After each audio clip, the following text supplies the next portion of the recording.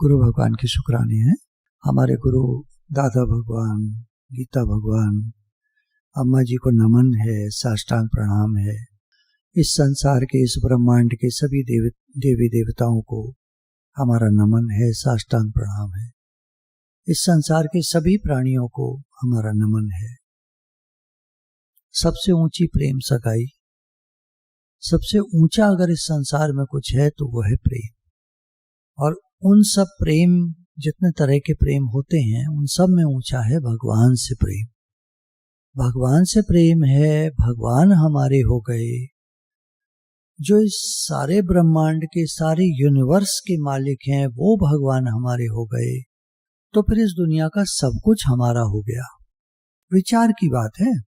आप कहेंगे कहाँ है हमारा? देखो, आप ना किसी जमीन को अपना बनाते हो तो वो जमीन का प्लॉट 200 गज का, 500 गज का, केवल वही प्लॉट आपका होता है। लेकिन जो ज्ञानी जन होते हैं वो कहते हैं ये सारी सृष्टि में सर्वत्र जैसे मेरा अपना आप है, सब मेरा ही तो है। जैसे मान लीजिए आप जिस शहर में हैं, उस शहर में थोड़ी ऊंचाई पर खड़े होकर दूर तक देखें, आप कह सकते हैं ये सारी जमीनें, ये सारी प्रॉपर्टीज मेरी हैं। आप ऐसा सोच सकते हैं। अब देखिए, होने को आपका कितना भी हो जाएगा, चैन तो कभी आता नहीं है। मच वांट्स मोर, चैन कभी नहीं पड़ता, किसी को शांति और संतुष्टि नहीं आती। तो फिजिकली यानी भौतिक तौर पर हम चीजों को अपना बनाना चाहें, एक तो ये है, और एक ये है अंदर में ऐसा भाव हो कि सब कुछ मेरा ही तो है, अब मुझे कोई इच्छा नहीं है, मुझे गर्ज न और सहारों की, एक तेरा सहारा काफी है। मझधार में डूबने वालों को एक तेरा सहारा काफी है। भगवान एक आप क्या मिले, मुझे सब कुछ मिल गया। आप क्या मिले, मुझे सहारा मिला, डूबती हुई नैया को किनारा मिला। भगवान मिल गए तो एक तरह से सब कुछ में। देखिए, ये भाव बनने में थोड़ा टाइम लगता है। आप कहेंगे हमारा तो भाव ऐसा नहीं बनता, कोई नहीं, आप लगे रहिए, समय के साथ धीरे धीरे भाव बन जाता है कि सर्वत्र मैं ही तो हूं, सब मेरा ही तो है। एक बार की बात है, हरिद्वार में हम, देवी माता का मंदिर है एक, तो वहां मंदिर पर गए, गंगा के उस पार है, तो ट्रॉली चलती है, तो नीचे से ऊपर तक ट्रॉली में जाना था, ऊपर से नीचे फिर जब आए तो ट्रॉली जहाँ उनका स्टेशन होता है तो थोड़ी ऊंचाई पर है वो, तो वहां से दूर तक का हरिद्वार दिखाई दे रहा था, गंगा जी और चारों तरफ पहाड़ और वो सब। तो सत्संगी थे हमारे 20-25, हम लोग इकट्ठे खड़े हुए थे। तो मैंने कहा देखो, ये सारी प्रॉपर्टी मेरी है, ये सारी जमीनें मेरी हैं, ये सारे पेड़ पहाड़ सब मेरे हैं। तो हम लोग उस समय ज्ञान की भाषा बोलते थे। ये बात हो गई सन 2007 की 8 की। तो जब ऐसे हम बोल रहे थे तो पीछे कुछ एक गुजराती फैमिली, कुछ गुजराती लोग, ये लोग बिजनेस माइंडेड होते हैं, तो वो खड़े हुए देख रहे थे ऐसी हम लोगों को कौतूहलवश। तो जब ये बात उन्होंने सुनी तो हमारे एक सत्संगी से कहते, भाई साहब ये सारी प्रॉपर्टी इनकी है क्या? तो वो उस तरह से समझे। तो उन्होंने कहा नहीं, ये ज्ञान की भाषा है, ज्ञान की भाषा में सारा जहान मेरा है, ऐसा संत लोग बोलते हैं।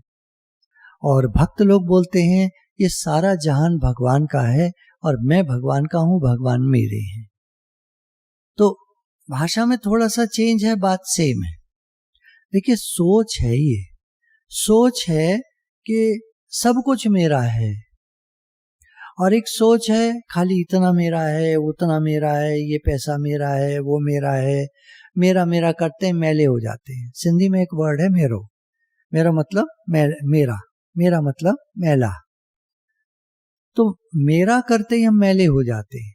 एक बात गुरुजी बहुत कहते थे, ये जो झाड़न होती है, ये जो पोछा होता है, ये सारे घर की सफाई करता है और खुद मैला हो जाता है।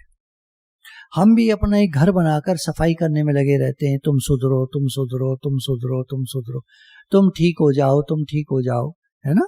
बेटा तू सुधर, बहू तो सुधर, बच्चों तुम सुधरो, है माँ बाप तुम भी सुधरो। तुम उतना नहीं जानते हो, हम आजकल के यंग लोग हम सब जानते हैं। आप पुराने ओल्ड फैशन्ड, आप पुराने जमाने के, आप पुरानी बातें, आप क्या समझो, आप क्या जानो, आपको समझ में नहीं आएगा आजकल क्या क्या हो रहा है। तो उस तरह से हमारी जो भाषाएं होती हैं। तो मैं मतलब मेरा करते हैं हम तो मैले हो जाते हैं, दूसरों को साफ करते करते खुद मैले हो जाते हैं, खुद के अंदर वो अवगुण आ जाते हैं जिनको हम दूसरों में सुधारना चाहते हैं। तुम सुधरो नहीं, हम अपनी तरफ देखना शुरू करें। मैं कैसा, जग कैसा, जग मूसा। अगर हम सुधर गए तो सब सुधर गया। You change your self and the world is changed. गुरु बहुत पॉइंट कहते हैं, you change your self and the world is changed. तुम अपने को बदलो, दुनिया बदल जाएगी। दुनिया ना बदले, बदल जाए हम, फिर हमें मिलेगा परमानंद। तो अपने को देखना है, अपनी तरफ देखना है, अपने को सुधारना है, तो सब कुछ सुधर जाएगा। ज्ञान में देखिए एक ये व्यवहारिक कुछ पॉइंट्स होते हैं। एक तो देखिए ज्ञान की बातें होती हैं, जैसे मैं आपको उदाहरण लेके बताऊं, अष्टांग योग है, यम, नियम, आसन, प्राणायाम, प्रत्याहार, धारणा, ध्यान, समाधि, ये 8 अंग हैं। इनके थ्रू हमारा योग लगता है, समाधि लगती है, हम भगवान तक पहुंचते हैं। यम 5 हैं, नियम 5 हैं, फिर आसन, किस प्रकार के आसन होते हैं जिन पर बैठकर ध्यान किया जाता है, प्राणायाम होता है, अपनी सांसों का नियमन होता है, कुछ देखकर हमको गुस्सा आता है, प्राण थोड़े तेज चलने लगते हैं, ये ठीक नहीं है। योग लगाना चाहते हो तो समता में रहो, समत्व योग उच्यते। प्राणायाम में भी समता की जाती है, समता बनाई जाती है। प्रत्याहार है, धारणा है, ध्यान है, समाधि है, ये अग्रसर होता है आदमी। बड़ा लंबा प्रोसेस है, पूरा जीवन लगता है, और उसमें भी ध्यान लग पाया नहीं लग पाया, योग लग पाया नहीं लग पाया, आदमी के साथ उसका स्वभाव संस्कार जाते हैं।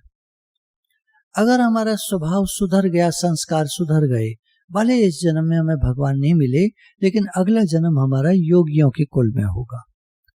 व्याकरण को लेकर अगर हम चलेंगे तो पता नहीं हमारा मन लगा नहीं लगा, आगे हम कहाँ पहुंचे क्या नहीं पहुंचे, कुछ पता नहीं चलता आदमी का। बड़े बड़े योगी गिरते देखे गए, है ना। बात वो नहीं है, डिस्करेज नहीं कर रहे हैं, कुछ ये नहीं कह रहे वो गलत है, गलत सही कुछ नहीं होता, सिर्फ एक समझ है। हम लोग जिस लेवल पर हैं, हम सारे सत्संगी जो हम सत्संग सुनते हैं, ज्यादातर हम में वो लोग हैं जो सिंपल भाषा समझते हैं, जो व्याकरण नहीं समझते, संस्कृत नहीं आती। तो क्यों नहीं हम उन बातों को लेकर चलें, छोटी छोटी बातों को लेकर चलें, अपने जीवन को सुधारें, एक नेक इंसान बने, एक सच्चा इंसान बने, है ना।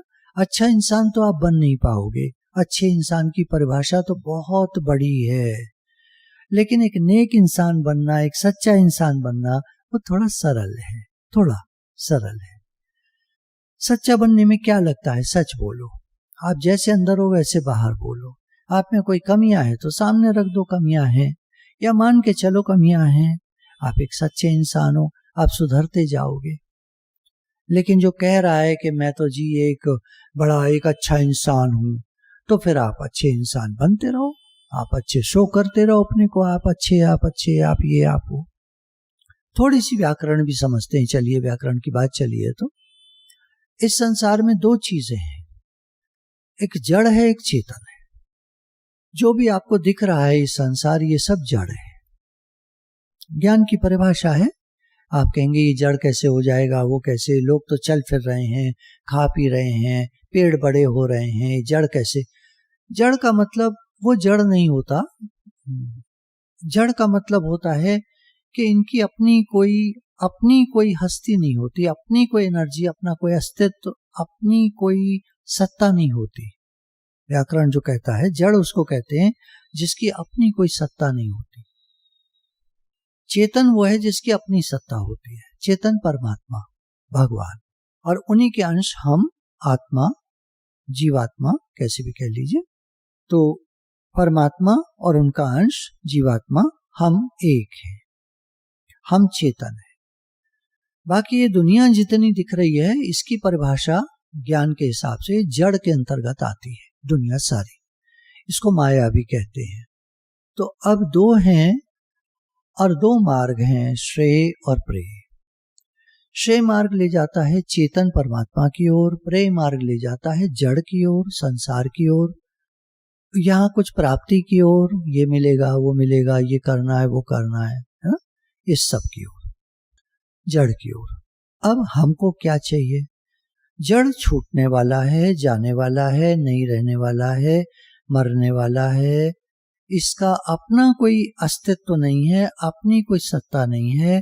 इस कारण से ये एक दिन छूट जाता है, नाशवान है अर्थात मरने वाला है, जाने वाला है, बिगड़ जाने वाला, खराब हो जाने वाला, टूट जाने वाला, कैसे भी कह सकते हैं। चीज हम लाते हैं, गिर जाती है, टूट जाती है, या बिजली का apparatus है, खराब हो जाता है समय के साथ। तो जो बनती बिगड़ती हैं चीजें, ये हकीकत में इनकी कोई हस्ती नहीं है, और जो चढ़ती उतरती है मस्ती, वो कोई मस्ती नहीं है। आनंद एक अवस्था है जो परमात्मा में है, और कभी खुशी कभी गम ये संसार में है। संसार में खुशी और गम दोनों रहते हैं, परमात्मा में आनंद रहता है, उसमें खुशी गम नहीं है, वो एक सी अवस्था है, चेतन की अवस्था है, वह आनंद है, सम अवस्था कहते हैं उसको। और समत्व ही योग है। जो योगी होते हैं वो समता में रहते हैं, वो संसार की ओर ध्यान नहीं देते। देखिए अंदर की बात है सारी, अंदर से हमारा प्रेम किससे है ना। श्रेय मार्ग प्रेम मार्ग दो हो सकते हैं। प्रेम मार्ग में भी चलते हुए हम भगवान को याद करते हैं, भगवान से प्रेम है हमारा, तो वो भी हमें श्रेय मार्ग प्रेम मार्ग भी हमें परमात्मा तक पहुंचा सकता है। प्रेम की बात है, ये मोहब्बत की बातें हैं उद्धव।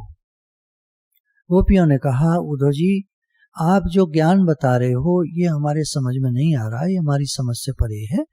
हम तो प्रेम करते हैं भगवान से, हम कृष्ण को, कन्हैया को एक साधारण व्यक्ति नहीं मानते, हम उनको भगवान का ही रूप मानते हैं। हमारे लिए वो साक्षात भगवान है और हमारा उनसे प्रेम है। अपने घर में हम रहते हैं, घर का सब काम करते हैं, घर को हम उन्हीं का मानते हैं। देखो सारा गोकुल, सारा वृंदावन, ये सब उन्हीं का है। वृंदावन धाम एक धाम होता है जो भगवान का स्थान होता है, भगवान की जगह होती है, भगवान की अपनी जगह होती है, उसको धाम कहते हैं। तो वृंदावन धाम है, वो भगवान की अपनी जगह है। अयोध्या धाम है और राम जी का स्थान है ना, उनकी अपनी जगह है। ऐसा कहने में आता है, भगवान को तो सब कुछ है, सारा संसार सारा ब्रह्मांड भगवान का ही तो है। पर बोलचाल की भाषा में लोग जब बात करते हैं, भक्त लोग बात करते हैं, हम तो वृंदावन वासी हैं ऐसे कहते हैं। हम लोग भी जो हम सत्संग में लगे हैं, हम सब भगवान की नगरी के वासी हैं।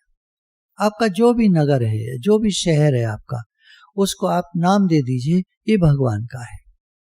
आप भले दिल्ली के हैं, आगरा के हैं, मथुरा के हैं, आप कोसी के हैं, आप जंगीराबाद के हैं, आप बुलंदशहर के हैं, आप मेरठ के हैं, जहाँ जहाँ गाजियाबाद के हैं, आप मनाली के हैं, आप नैनीताल के हैं। इस समय तो बहुत सारे शहर जुड़े हुए हैं। हम सब अपने अपने शहर को कह सकते हैं ये भगवान का शहर है, भगवान का नगर है। तो हम भगवान की नगरी के वासी हैं, हम उस देश के वासी हैं जहाँ ज्ञान की गंगा बहती है, जहाँ प्रेम की गंगा बहती है, ये भगवान का नगर है। तो वापस हम टॉपिक पर आ जाते हैं। जो भी कुछ है उसमें दो विभाग हो गए, एक जड़ और एक चेतन। चेतन परमात्मा और जड़ ये सब संसार, ये सब माया, जो कुछ दिख रहा है ये जड़ का स्वरूप है, इसमें जड़ता मुख्य है। आप कहेंगे ये जो कहा वासुदेव सर्वम सर्वत्र भगवान है, बिल्कुल ठीक है, भगवान सर्वत्र हैं। और वो ही एकोम बहुश्याम, जब उन्होंने संकल्प किया सृष्टि की आदि शुरुआत में, एकोम बहुश्याम, मैं एक से अनेक हो जाऊं, तो भगवान ही सब कुछ बन गए। तो फिर जड़ क्या? देखिए क्या होता है, हमें एक घड़ा बनाना है, किसका बनेगा? मिट्टी का, मिट्टी से घड़ा बनेगा। अब फिजिक्स, केमिस्ट्री और साइंस घड़े को स्टडी करेंगे, कैसे बना, इसके एटम्स को स्टडी करो, इसमें कितने कितने कितने एटम्स में कितने पार्टिकल्स हैं, कितने इलेक्ट्रॉन्स हैं, इसकी एटॉमिक संरचना क्या है, कितने न्यूट्रॉन्स, कितने प्रोटॉन्स, कितने इलेक्ट्रॉन्स, संरचना का अध्ययन करते हैं। वो वास्तव में देखें तो मिट्टी है, परंतु बीच की स्थिति में, जैसे दुनिया है इस समय हमको दिख रही है, ये बीच की स्थिति है।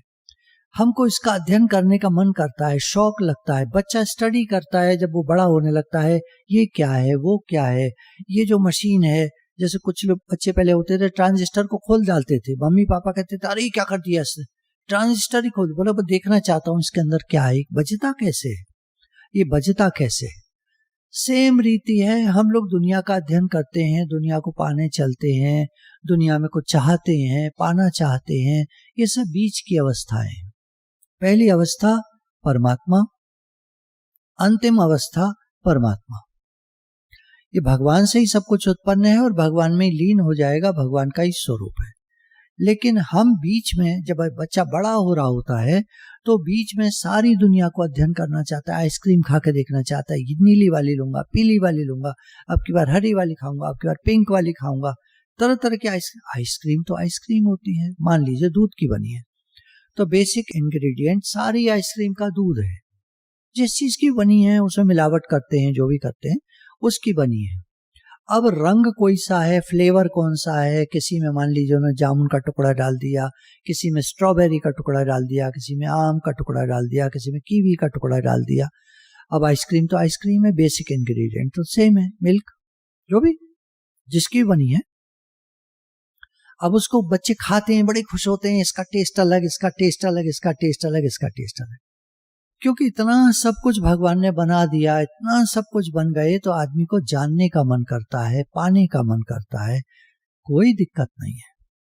ज्ञान कहता है जब तक तुम निर्लेप न्यारे होकर, जब तक तुम्हें फल की कामना नहीं है, फल में आसक्ति नहीं है और संसार में आसक्ति नहीं है, तो तुम कुछ भी करो, कहीं भी रहो, कुछ भी करो, कहीं भी रहो, कहीं भी जाओ, कुछ भी पाने का प्रयास करो, कोई बात नहीं, तुम्हारे अंदर उस चीज के प्रति आसक्ति नहीं है, सिर्फ एक भाव आया, चलो आम खा के देखते हैं।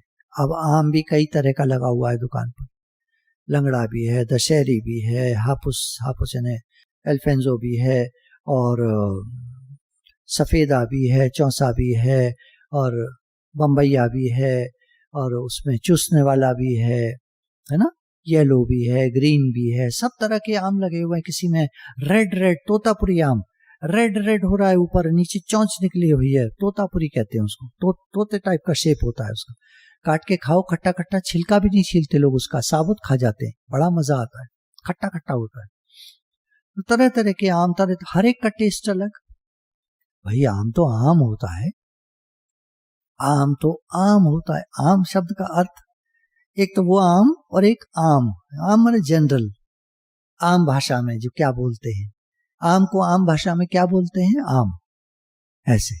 तो ये बीच की अवस्थाओं में आदमी टेस्ट लेना चाहता है, देखना चाहता है, घूमना चाहता है ना। आजकल मैं स्टेटस पर कई घूमने की जगहों को डाल रहा हूं, घूमिए आप सब जगह, बहुत हो गया। अभी यहाँ देखिए पॉइंट पर एक बीच में एक बात कह दूं, जनरल है बहुत, क्षमा कीजिएगा, ज्ञान से अलग है, पर आजकल के हालात जो हैं, देखिए क्या होता है, जैसे ये वेव डाउन होती है, अभी ग्राफ नीचे चला गया कोविड का, सब लोग बिना मास्क के घूमेंगे, जाएंगे, मॉल में जाएंगे।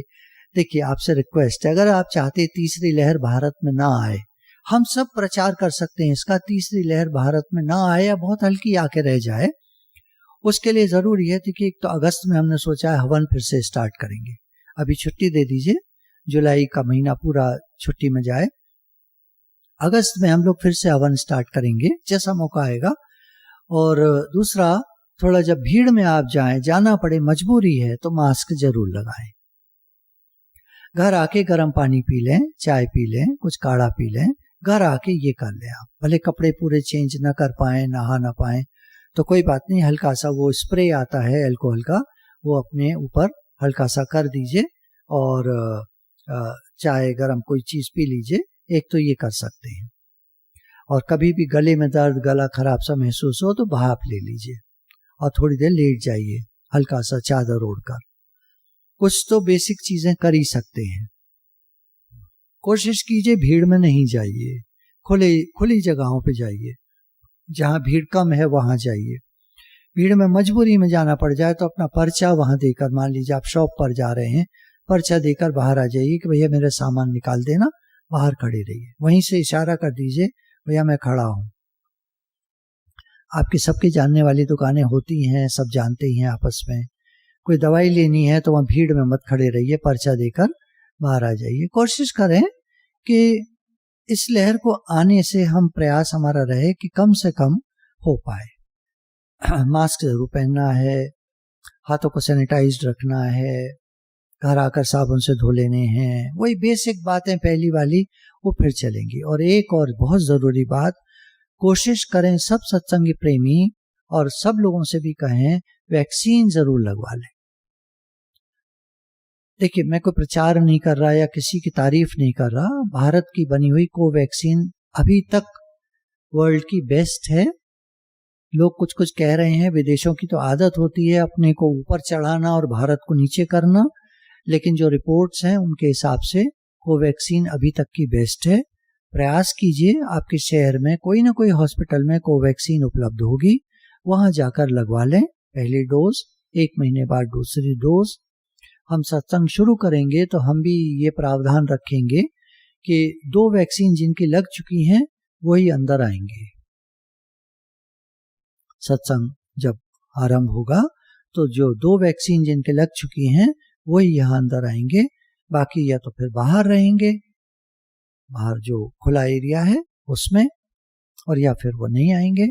तो अच्छा रहेगा सभी सत्संग प्रेमी 2 वैक्सीन लगवा लें, 1 महीने बाद दूसरी लगती है, जो भी डॉक्टर बताएं, जैसा भी संभव हो। और औरों को भी प्रचार कीजिए, सब लोग वैक्सीन लगवाएं, कोशिश करें। अस्पतालों में अब तो लग रही हैं सारे में, गवर्नमेंट हॉस्पिटल्स में तो लगी रही हैं। और इस समय ग्राफ डाउन है, इस समय जाना बहुत सुविधाजनक है। आप जल्दी कीजिए, 2-4 दिन के अंदर सब लोग पहली वैक्सीन अगर नहीं लगी है तो लगवा लीजिए, दूसरी का समय आ गया है तो लगवा लीजिए। गुरु भगवान के शुक्राने हैं।